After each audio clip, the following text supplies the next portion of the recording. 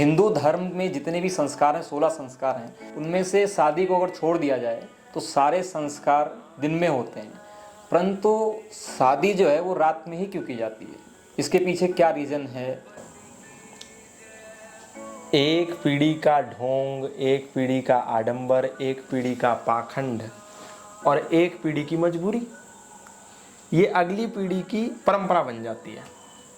आप कभी भी देखो, किसी ने यदि जानबूझकर ढोंग किया तो अगली पीढ़ी उसको परंपरा मान लेती है, किसी ने मजबूरी में किया तो अगली पीढ़ी उसको परंपरा मान लेती है। ऐसा ही शादियों के संदर्भ में भी हुआ। शादी एक बहुत पवित्र कर्म है। हमारे सनातन धर्म में 16 संस्कार आपने बोली दिया।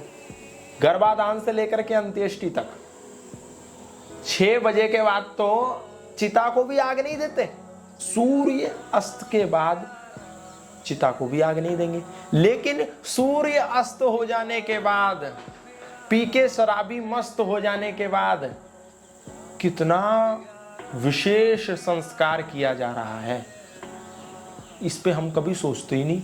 रात में होना ही अपने आप में एक बहुत बड़ी विकृति है, क्योंकि मुगलों के काल में जब दिन में वर वधू की शादी होती थी तो ये गुंडे, ये मवाली, ये आक्रांता, ये मुगल, इनके जो बर्बर लोग थे, ये नई वधू को देख करके उस पे मोहित हो जाते थे।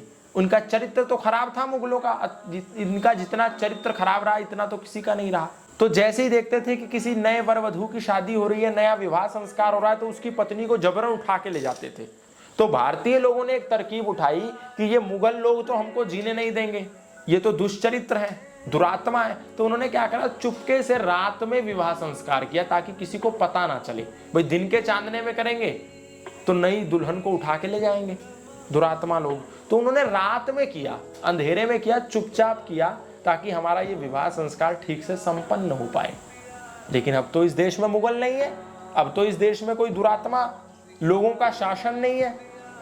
अगर कोई गलत करेगा भी तो उसके लिए कानून व्यवस्था है, वो उसको दंडित करेगी। लेकिन फिर भी हम रात में कर रहे हैं। दिन में शराब पी हमने खूब, शादी करते समय खूब हू हल्ला किया, ड्रामा किया, नाच गाना, डीजे पार्टी, पब, ये वो, कॉकटेल मॉकटेल, सब कुछ करा।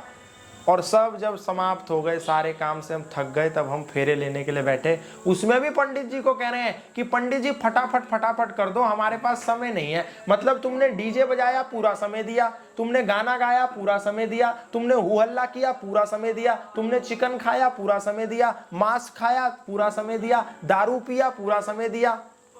और जब उस पूरे विवाह संस्कार का आधार, नींव, जिसके बिना विवाह संस्कार अधूरा है, वो फेरे लेने का समय आया, यज्ञ करने का समय आया, तो आपने पंडित जी को क्या कहा, फटाफट कर दीजिए, फटाफट कर दीजिए, हमारे पास समय नहीं है। तुम्हारे पास दारू पीने का समय था, मांस खाने का समय था, नाच गाने का समय था, हू हल्ला हुड़दंग करने का समय था।